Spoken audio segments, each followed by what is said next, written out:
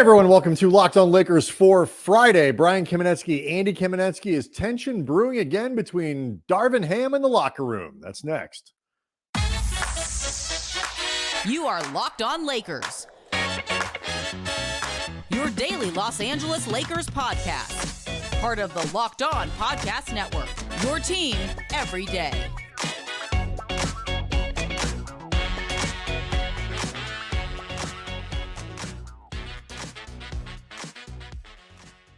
Thanks to everyone for making Locked On Lakers your first listen of every day, Monday through Friday, no matter how or where you get your podcasts. This one is always free.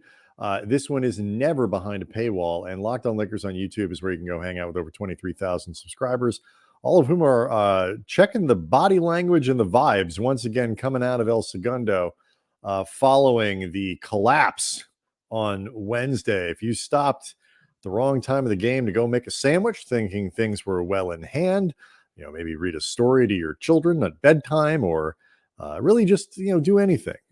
You came back and you might have thought that there was a misprint on the screen, Andy, based on what happened and how quickly it did in that Lakers Sacramento game. Do want to let people know that today's episode is brought to you by LinkedIn.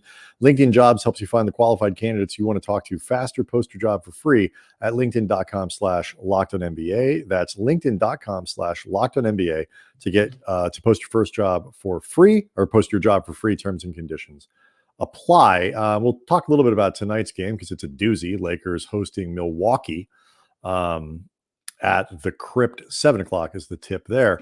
But let's start with some of the stuff that came out of Wednesday's loss, because we covered as much as we could for Thursday's show, but there was a lot going on, Andy, including the potential for a little daylight now once again between Darvin Ham and the players. We touched upon how Anthony Davis, if not went in on the defensive schemes that they had against Sacramento, certainly questioned the approach, said, quote, "The second quarter dictated the game. Some of the things we were in defensively allowed De'Aaron Fox, Malik Monk to get whatever they want, live in the paint. And if I go help, then Sabonis is wide open." So they did a good job manipulating what we were doing.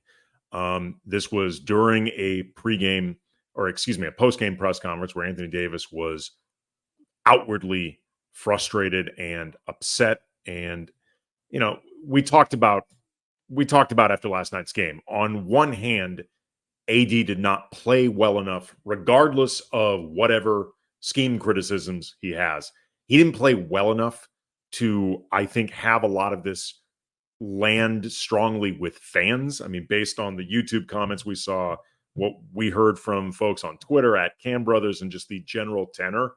I did radio Thursday afternoon for 710 ESPN, sitting with Alan Sliwa, who does pregame for 710 ESPN with the Lakers. And we heard from fans, and generally speaking, they were not impressed with Anthony Davis.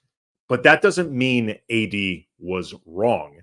You combine that with D'Angelo Russell getting benched down the stretch against the loss, against the Nuggets in that loss, and tweeting out the Instagram photo of him on the bench.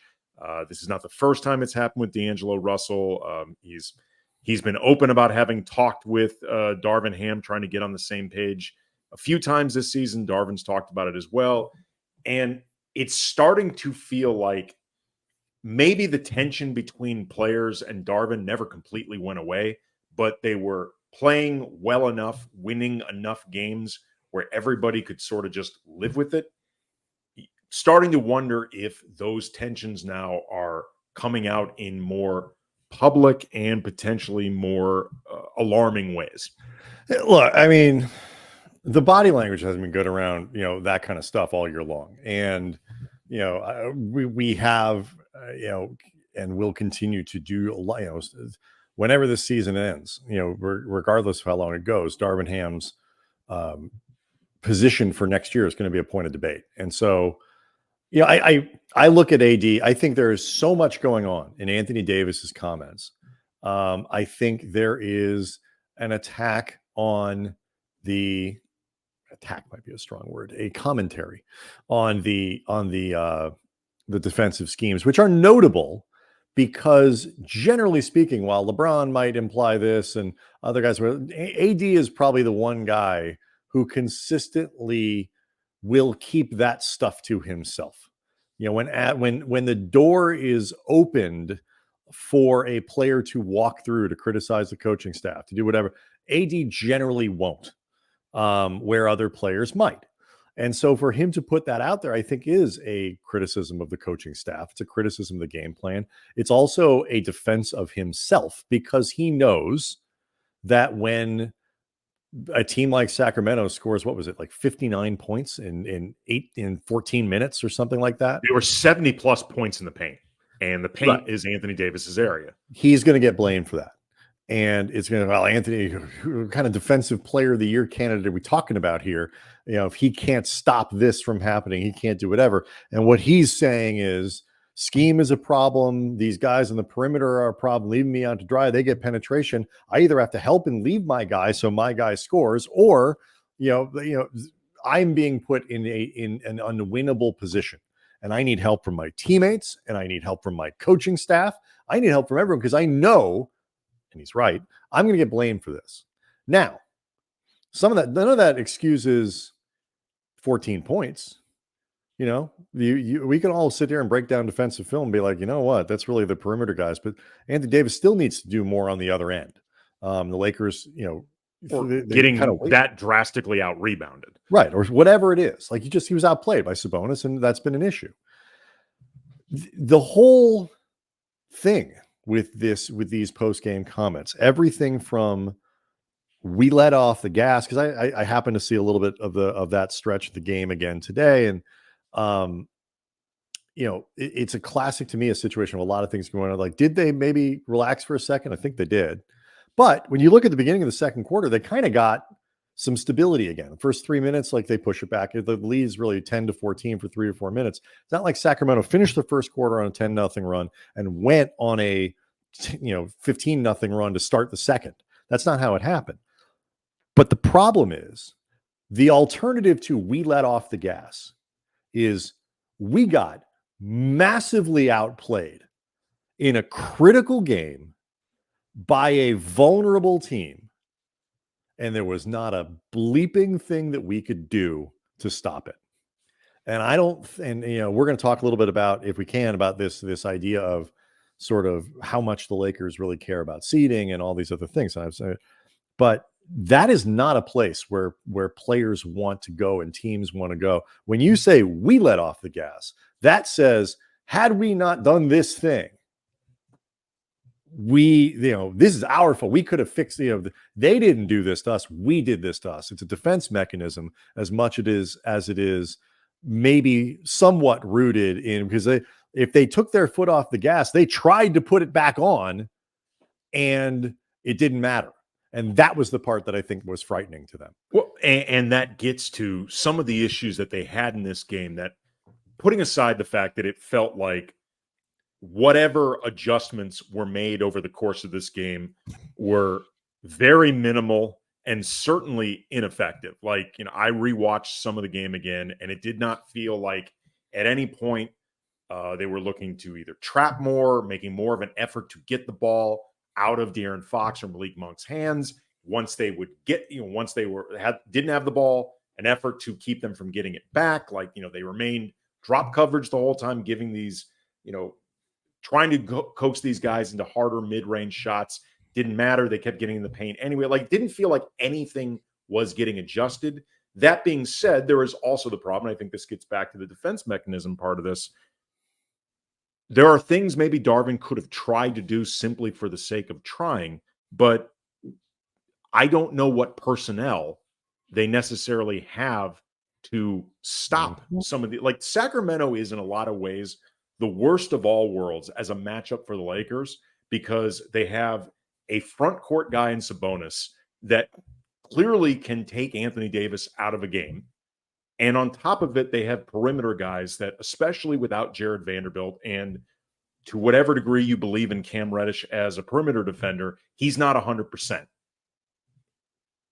All of a sudden now you don't have the guys to keep up with Davion Mitchell, much less De'Aaron Fox or Malik Monk. Like, Sacramento is in many ways I don't think they can win a championship, but they are in They many could if they ways. played 4 rounds against the Lakers. But do you know what I'm saying? Faux. Like, I know, I understand what you're saying. Let's carry this over the break, because I think this gets to this question of Darvin and this relationship between the Lakers players and Darvin and the choices that are going to have to be made and what the rest of this season looks like. That I think are starting to become a little bit more apparent. So we'll get to that. We'll talk about tonight's game against the Bucks and a little bit some interesting comments about seeding, because the Western Conference is starting to shake out a little bit. We'll get all of it next. Locked On Lakers is brought to you by eBay Motors, and our partners at eBay Motors have teamed up with Locked On Fantasy Basketball host Josh Lloyd to bring you some of the best fantasy picks each week, all season long. Whether you're prepping for a daily draft or scouting the waiver wire, every week we're going to provide you with players guaranteed to fit on your roster. So let's see who Josh has picked out for this week's eBay's Guaranteed Fit Fantasy Picks of the Week. Kyle Anderson, with Karl Anthony Towns' future uncertain. He has a torn meniscus. He is out indefinitely, which, by the way, includes Sunday's game against the Timberwolves for the Lakers. Kyle Anderson is going to see a larger role. Josh Lloyd from Locked On Fantasy Basketball is going to help you win your fantasy championship. eBay Motors knows a championship team is about each player being a perfect fit. Same with your vehicle. You know, there's nothing worse than having your car break down in real time. It's happened to me before. And had I had just used eBay Motors back then, I wouldn't have suffered through all that. They got 122 million parts for your number one ride or die. And whatever your baby needs, eBay Motors has it. And with eBay Guaranteed Fit, it's guaranteed to fit your ride the first time, every time, or your money back. Keep your ride or die alive with ebaymotors.com. eBay Guaranteed Fit, only available to U.S. customers. Eligible items only. Exclusions apply.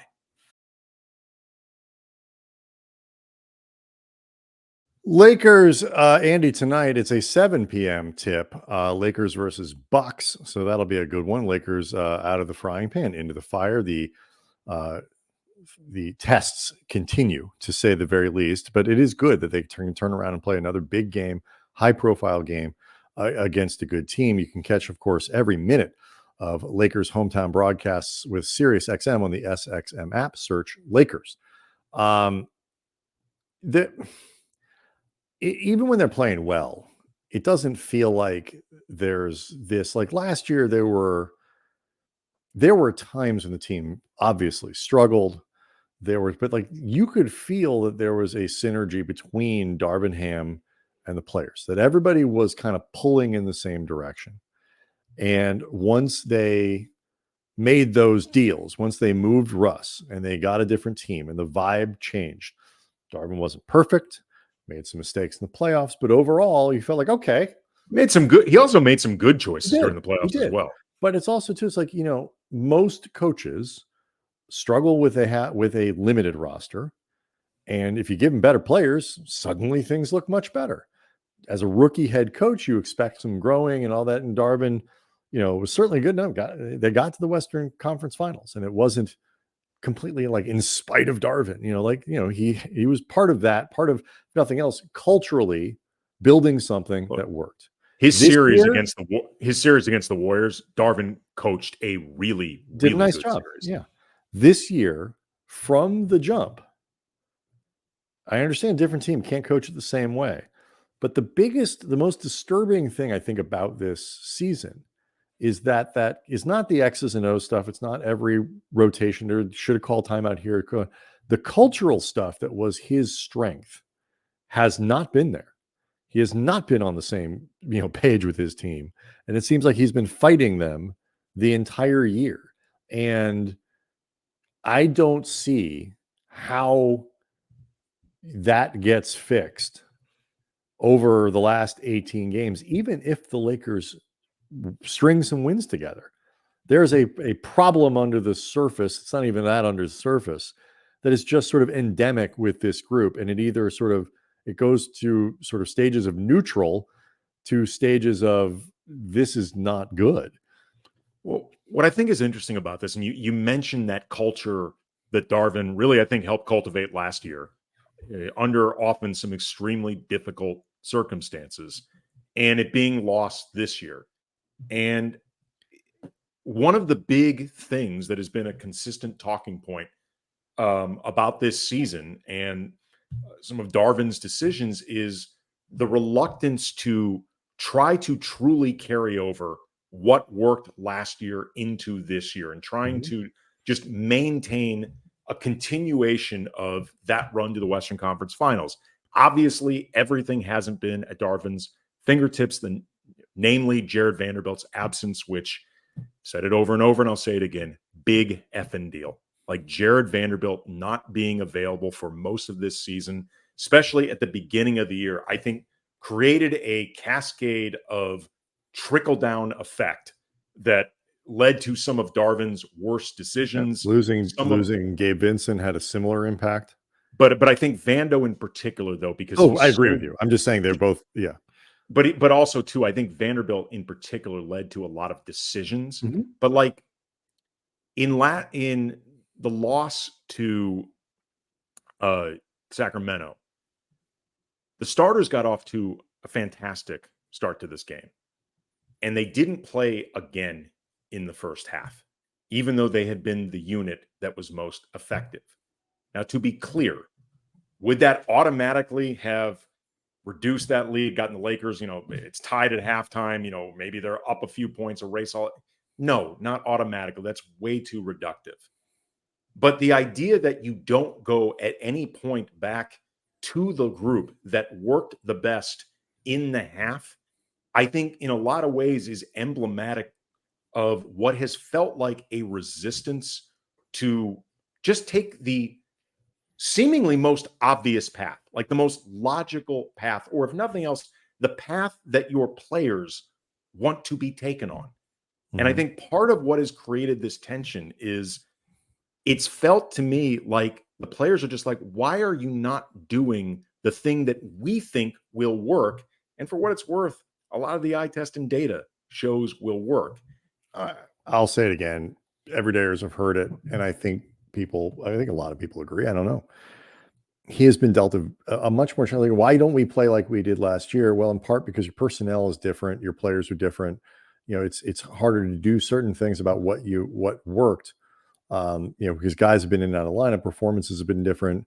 But there's, I think the biggest difference is Darvin's reaction this year to expectations has kind of spooked him a little bit. I think that the weight of what they were supposed to do when Reeves was playing poorly early in the year, when Vanderbilt wasn't available, what do we do in response? Who do we play? Who do we not play? Like, I don't want to treat it just like last year, but we got to, and the difference is like last year, nobody just got off to a terrible start with Westbrook and everyone and could kind of grind through, but everybody thought that was going to be a problem. Like only the, most candy-eyed optimists thought that the Lakers were going to contend last year with that roster. And so he needed to keep them together and keep them afloat and give them a sense of purpose until Pelinka could try to do something about the roster. This year, obviously, they needed to come out of the gate quickly. Like we're seeing now why the first month and a half of the season was so flippin' important. And injuries, odd coaching decisions, poor performances. Rui was not very good at the beginning of the year. I don't think. And, Reeves certainly wasn't very good at the beginning of the year. They had some important players that weren't playing well, and then all of it. And Darvin's reaction was not steady. It was jittery. And I think but it wasn't just and tinkery and all these, and I think that bled through the roster of we're just, where there wasn't a feeling that the coaching staff had a plan and believed in it. Well, it's funny. We'll go to break after this, but it's not even just the idea that it was a jitter reaction to some adversity. I think for a lot of, if nothing else, fans, because we've heard tons of reaction to it, but we've discussed it as well.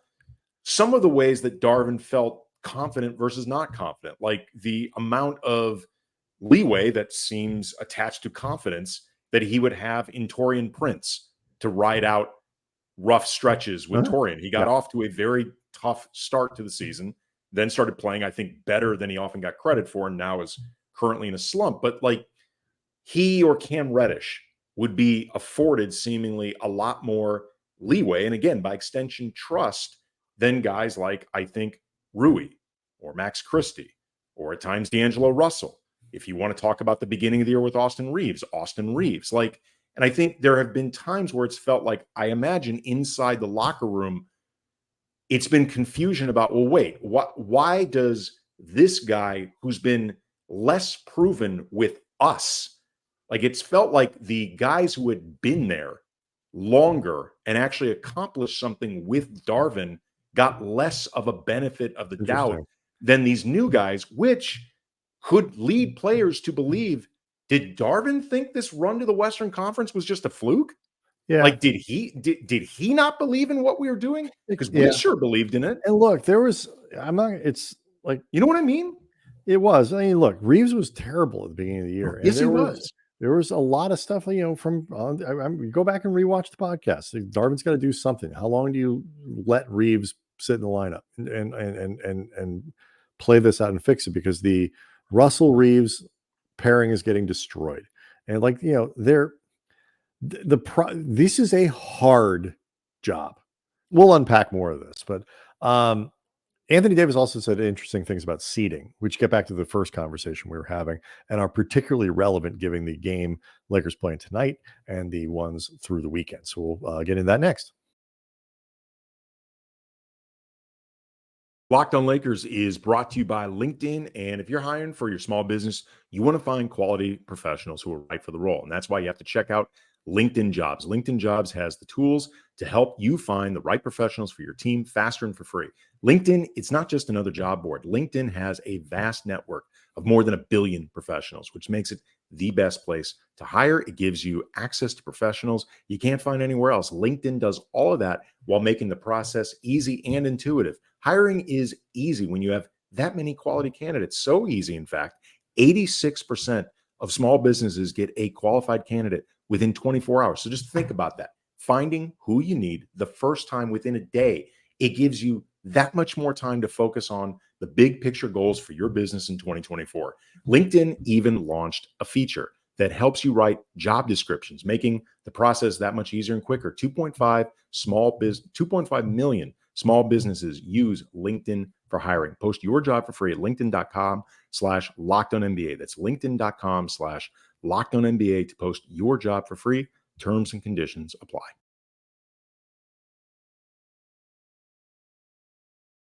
So Lakers tonight against the Milwaukee Bucks. That is a 7 p.m. start. Quick reminder that you can catch every moment of Lakers hometown broadcasts with SiriusXM on the SXM app. Search Lakers. And this is a great bounce back opportunity for AD, who has historically played pretty well against Giannis. So we'll see how that goes. AD, this was after the OKC game, I believe. Yep. Talked about seeding. And it's an even more relevant conversation now after the Lakers blew that game against the Kings. So in the context of that, he was asked about, do the Lakers care about seeding, where they finish and all that other stuff? And he said, no, that's not something that we care about.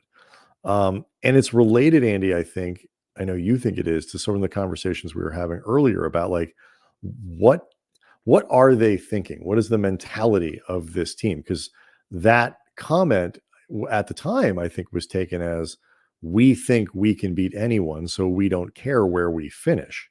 But it's another one of these comments where there's actually kind of a lot going on in there. Yeah, his exact words were, it's all about us for sure. Just about getting in. We're behind the 8 ball a little bit, but we're right there. In the event that we don't get top 6, we got to play through the whole kind of play-in kind of process again. We don't really care what seed we're in. We proved it last year. It doesn't matter. Playoffs is a different animal. For us, it's just about getting in and tackling each opponent from there. And what's interesting about this is, in the moment, both of us felt like, there is some truth to this, in the sense that they have shown last year they can win games as a lower seed. They have a nucleus in LeBron and AD that have championships. There's a decent amount of collective playoff experience among most of the guys on this team. And also they have matched up reasonably well with some of the teams in the upper part of the West, other than Denver. But like also there may have been an idea of like, there's no point in worrying about this because we know if we're going to be in the playoffs, we're going to be the road team most of, if not the majority of the time. Like that's just at this point, it's baked into the cake. So there's no point sweating it. We might as well just create a mentality of we've done this before. We can do it again. It doesn't matter. That said, though, after I felt so blatantly took their foot off the gas like 9 minutes into the first quarter of this eventual loss to the Kings, it got me wondering if maybe that we're not worried about it factor might be a little too high. Like maybe they're a little too unconcerned because, maybe they can prove it again, but all things being equal, you'd prefer not to have to, at least in as most drastic a fashion as possible. Like what they've never done is proven that they can get into the play-in as a 10 seed. That they've never proven. Well, nobody has. But you know what I'm saying? No, I do. And again, I don't want to. I had some thoughts in that earlier segment about what really was going on with the letting their foot off the gas, and it was really the last 90 seconds of the first quarter where it was a true disaster.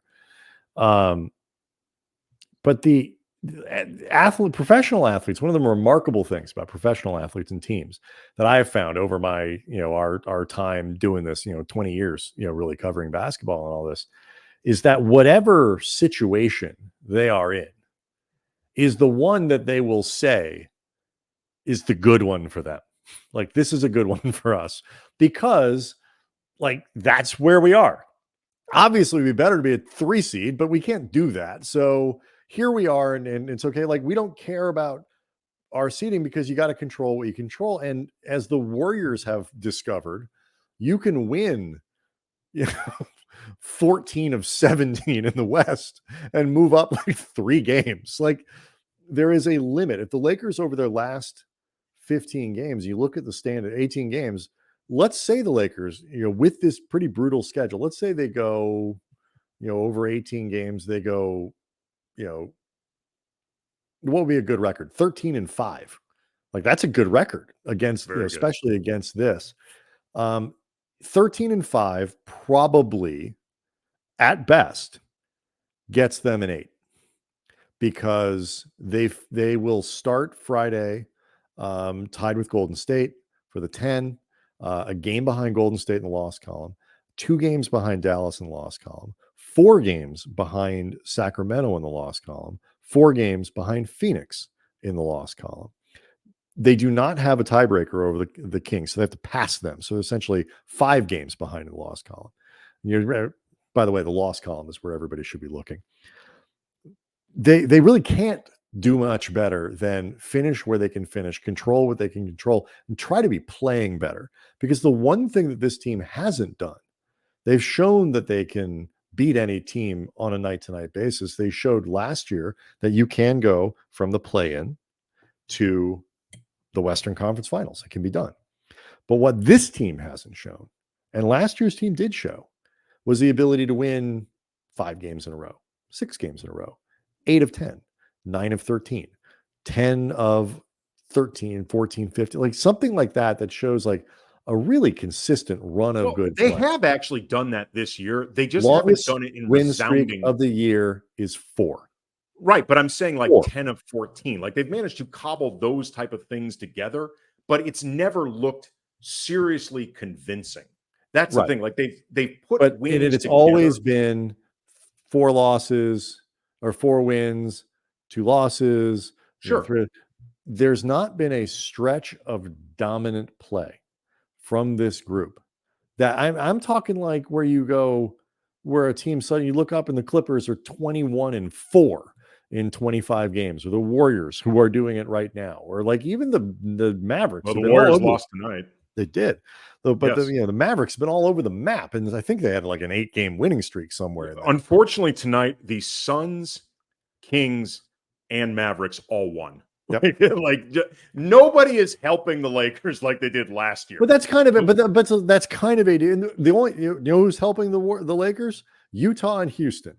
That's who's helping the Lakers, because if those teams were putting any pressure on them on the back end, there would actually be a threat the Lakers wouldn't make the 10. So, let's not kick a gift horse in the mouth. Those horses have done us some favors here. But they are in this place where I think they have to, rightly, because there's no other option other than being like, you know what, guys, between you and me, it's just not going to happen this year. Like, you can't, that's not where you can go. So what you have to do is adopt the position we're in is the one that we can work with. This, we're just going to control what we control. We can play with anybody, and it doesn't matter where we're seated because we can go in any building and win. I don't have a problem with the words, but I mean, it reminds me a little bit of it. What was it? 2000 and the year the Lakers lost after the back-to-back titles. 2011. Yeah, thank you. Blanking. I was going to say that I had the wrong title era. But like all year long, we would sort of they were a mid-ish sort of team, and you could tell the problems were there and it didn't look right and whatever, but they had turned it on before and they'd won titles, and you just sort of gave them the benefit of the doubt, despite the fact that all the underlying indicators were no. Well, I mean, that team they did win at a 57 win pace. I mean, like but you understand my point. Like, no, in hindsight, we gave them the benefit of the doubt for stuff that they eventually never fixed. And once it was done, you could be like, oh, that's pretty obvious. I'm saying in retrospect, we gave that team too much credit. They at least were winning at a pace where you could fool yourself into it. But the difference is, and I think they're sort of trying to play the same game. And to some degree, I'm playing along with them because I want the last 18 games to mean something. I want them to go deep in the playoffs. I want to do last year again. That was fun. But the difference between last year and this year is last year, the underlying stuff was like, actually, no, once they made those trades, that team was really good and they played really well. Yeah. And so it was a completely different team. This year, they've had that team, and and every sort of indicator says they're not terrible, but they have not found the thing yet, the level that would push them through to the Western Conference Finals. No, that's it. No, they have not on a consistent basis, not on a sustained basis. There's still time, and they've shown they can do it, which is what makes this so frustrating. Locked On Lakers on YouTube is where you can go hang out with over 23,000 equally frustrated Lakers fans, basketball fans, all hanging out, wondering what's going to happen with the Bucks on Friday. Should be a great one. We, of course, will be back here to recap that. Hope everyone has a great Friday and a great weekend.